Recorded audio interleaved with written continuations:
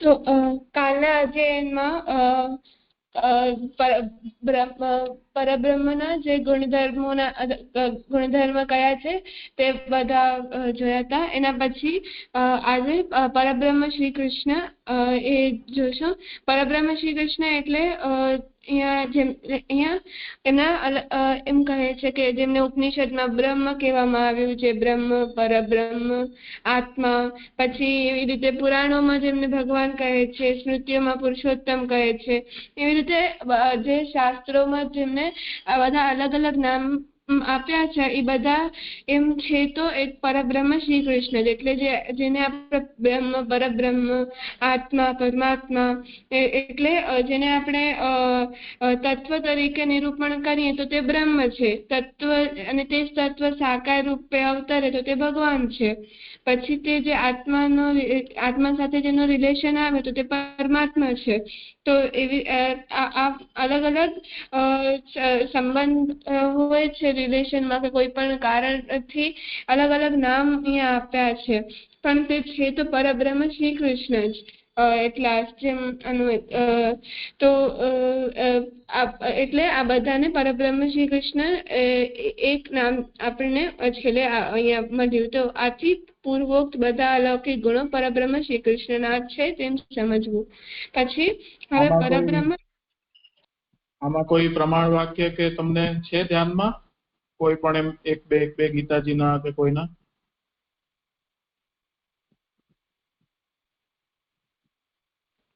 ભાગવતજીના કે જેમ પરબ્રહ્મ શ્રી કૃષ્ણ છે, મહાપ્રભુજી તો કે છે કે પરબ્રહ્મ કૃષ્ણ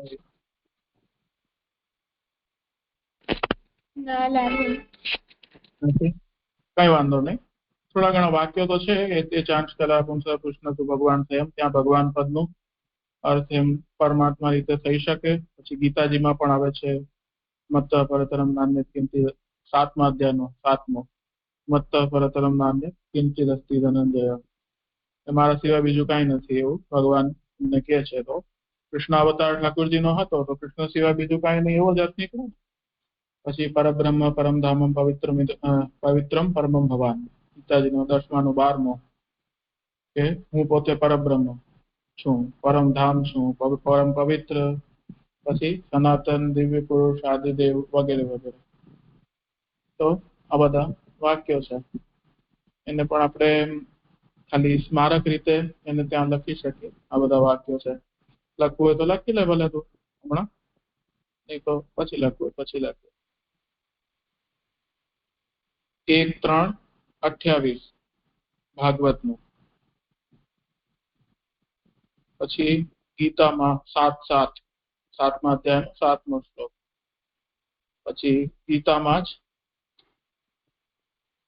10 ને 12 એટલે 10મા અધ્યાયનો 12મો શ્લોક વગેરે વગેરે બધા. ગોપાલ તાપની ઉપનિષદનું પણ છે પહેલાનું 21મો. પછી મોકલી દઈશું તમને, એને નોટ કરી લેજો. ભલે કર આગળ. હવે આગળ અક્ષર બ્રહ્મ અને પરબ્રહ્મ બે વાત સમજાવે છે. તો જે પરબ્રહ્મના એક રૂપ અક્ષર બ્રહ્મ છે, અને જ્યારે જે વખતે સૃષ્ટિ નથી તે વખતે પરબ્રહ્મ ઇનએક્ટિવ ફોર્મમાં છે, પણ જે વખતે સૃષ્ટિ છે તો તે વખતે પરબ્રહ્મ અક્ષર બ્રહ્મ એક્ટિવ ફોર્મમાં છે. જે વખતે સૃષ્ટિ છે તે વખતે અક્ષર બ્રહ્મ એક્ટિવ ફોર્મમાં છે. એટલે અહીંયા એમ કહેવામાં આવ્યું છે અક્ષર બ્રહ્મ રૂપી પાસાને સક્રિય કરે છે, જ્યારે પરબ્રહ્મ સૌ પ્રથમ પોતાના અક્ષર બ્રહ્મ રૂપી પાસાને સક્રિય કરે છે. પછી એટલે એને એક્ટિવ કરે છે જ્યારે સૃષ્ટિ રચે છે. પછી અક્ષર બ્રહ્મમાં પરબ્રહ્મના જે સચ્ચિત આનંદ ત્રણેય ગુણ બંનેમાં છે. પરબ્રહ્મ અને અક્ષર બ્રહ્મ બંનેમાં છે. અને એટલે અહીંયા જે અક્ષર બ્રહ્મ છે તેમને સર્વ કારણના કારણ રૂપ એમ કહેવામાં આવ્યું છે.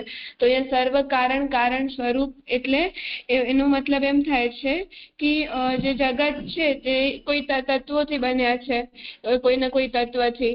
તો એક જે આ જે તત્વોથી જે બન્યું છે જગત, એ તત્વનું પણ જે મતલબ જે કારણરૂપ છે, જે આ તત્વો પણ જેનાથી બન્યા હોય, તો મતલબ કોઈકના કારણથી એવું થઈ ગયું ને, તો એટલે એને અક્ષર બ્રહ્મ કહેવામાં આવ્યું છે. જેમ એનું એક્ઝામ્પલ આપ્યું હતું કે જે જગત છે આ બધાને આપણે પૃથ્વીના અંદર લઈને, પૃથ્વી છે તે ભગવાને બનાવી છે એટલે અક્ષર બ્રહ્મ એ બનાવી છે. તો એ રીતે ઇનડાયરેક્ટલી આ જગત આ જે બધું દેખાય છે તે અક્ષર બ્રહ્મ બન્યા છે, એવું આપણે અહીંયા કહી શકીએ. એ બધા કારણનું કારણ સ્વરૂપ છે. હવે આગળ અહીંયા અક્ષર બ્રહ્મનો પરબ્રહ્મ સાથેનો સંબંધ શું છે તે સમજાવે છે. તો અક્ષર બ્રહ્મ એ પરબ્રહ્મનો બે સંબંધ બતાવે છે કે ધર્મધર્મી સંબંધ અને એક ધામધામી સંબંધ. ધર્મધર્મી સંબંધમાં એમ સમજાવે છે કે જે પરબ્રહ્મ છે તે ધર્મી છે અને અક્ષર બ્રહ્મ છે તે ધર્મ છે. એટલે કે એને સૂર્યના અને પુષ્પના એક્ઝામ્પલથી સમજાવે છે કે સૂર્ય છે તે ધર્મી છે અને તે સૂર્યમાં રહેનારો તેનો પ્રકાશ છે તે ધર્મ છે. એટલે આપણે અક્ષર બ્રહ્મ એ પરબ્રહ્મનો ધર્મ કે શક્તિ છે. આથી ધર્મ દ્રષ્ટિથી તેને વિચારવામાં આવે છે. ત્યારે સૂર્યના પ્રકાશની માફક અક્ષર બ્રહ્મ પરબ્રહ્મમાં રહેલો જણાય છે. એટલે આપણે જોઈએ કે સૌથી એકદમ વહેલી સવારે આપણે સૂર્યને જોઈએ તો આપણે તેને આપણે જોઈ શકીએ એ ફોર્મમાં છે, એટલે આપણે એને આમ જોઈ શકીએ છીએ.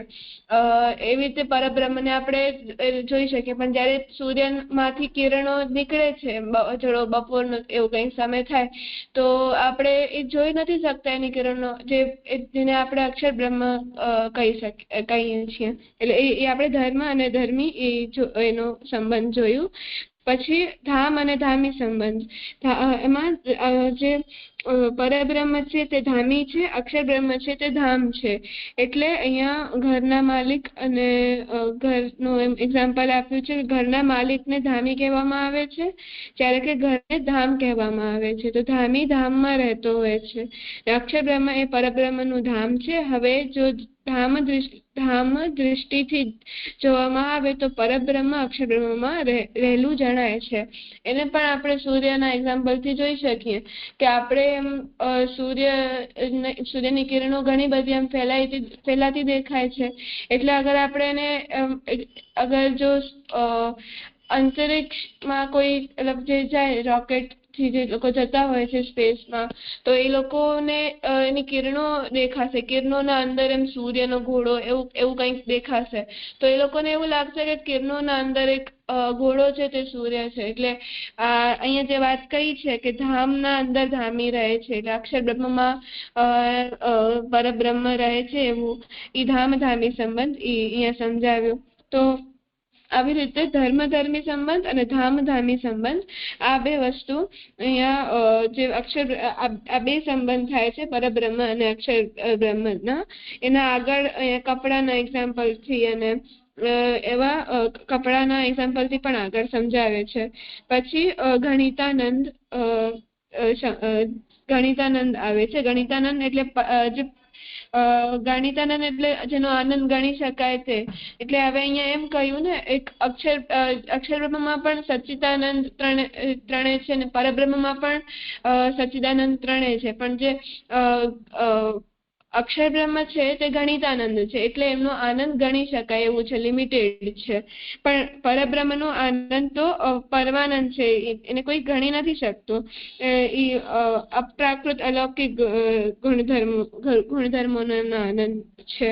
એટલે અહીંયા આ એક નાનકડું ભેદ અહીંયા આપણે ડિફરન્સ થઈ જાય છે અક્ષર બ્રહ્મ અને પરબ્રહ્મનું, કે પરબ્રહ્મનો જે આનંદ છે તે અનલિમિટેડ છે, પણ અક્ષર બ્રહ્મનો આનંદ છે તે લિમિટેડ છે. તેને આપણે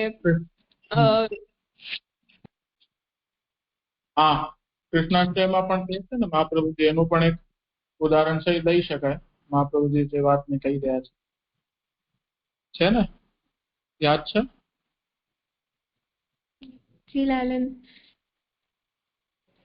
કૃષ્ણાષ્ટયનું વાક્ય યાદ છે? મહાપ્રભુજી જે આજ્ઞા કરે છે અપ્રાકૃત ગુણધર્મ વાળા ભગવાને કયું છે?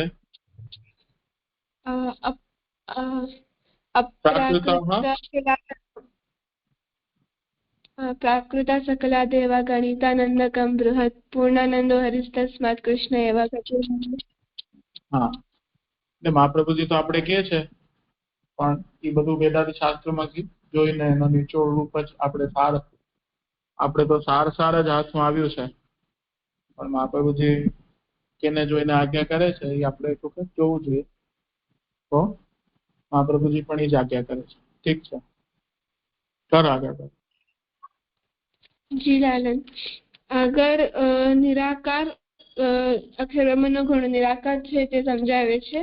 એટલે અહીંયા એમ સમજાવે છે કે જેમ એક્ઝામ્પલ થી સમજાવે છે કે જેમ સૂર્ય છે તે સાકાર હોય છે, પરંતુ એનો જે આ પ્રકાશ છે તે ફેલાયેલો હોય છે, તે વ્યાપક હોય છે.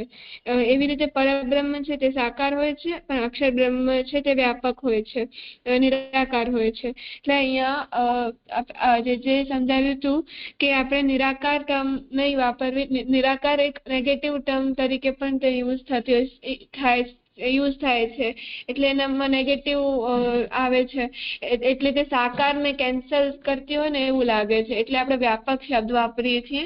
તો અક્ષર બ્રહ્મ છે તે વ્યાપક છે. એટલે જે સૂર્ય છે તેને આપણે જેમ અહીંયા ધર્મીમાં જોયું હતું કે તેને આપણે જોઈ શકીએ છીએ, પણ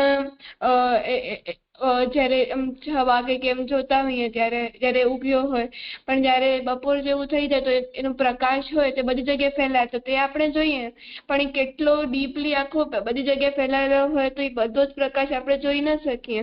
એનો જે તો એ બહુ જ ઘણો બધો મતલબ ઘણી બધી સંખ્યામાં ફેલાયેલો હોય છે, અનલિમિટેડ સંખ્યામાં પણ હોય ફેલાયેલો, એટલે રે ફોર્મમાં હોય છે, જેને આપણે જોઈ નથી શકતા. તો એ વ્યાપક થઈ ગયો. એવી જ રીતે આપણને પરબ્રહ્મ અને અક્ષર બ્રહ્મનું સમજવું જોઈએ કે પરબ્રહ્મ છે એનું સાકાર સ્વરૂપ આપણે જોઈ શકીએ છીએ, જેમ કૃષ્ણ અવતારમાં જોઈ શકીએ. અને અક્ષર બ્રહ્મ છે તેમનું જે સ્વરૂપ છે તે વ્યાપક છે. જે આ જગત ને બધું બન્યું છે તે અક્ષર બ્રહ્મ બન્યા, પરબ્રહ્મ થ્રુ અક્ષર બ્રહ્મ બન્યા છે. અક્ષર બ્રહ્મ થ્રુ પરબ્રહ્મ બન્યા છે.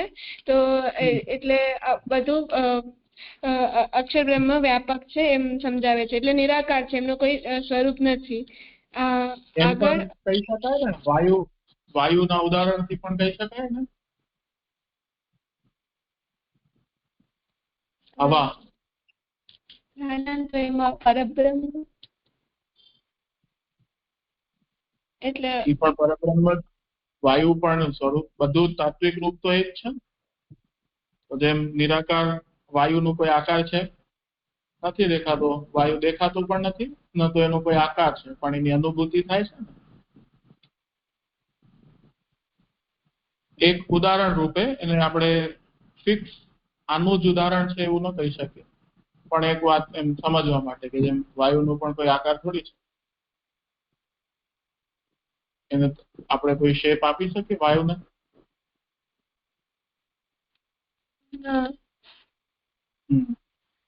એવું ઠીક છે. આગળ અક્ષર બ્રહ્મની પ્રતીતિમાં અધિકાર ભેદ.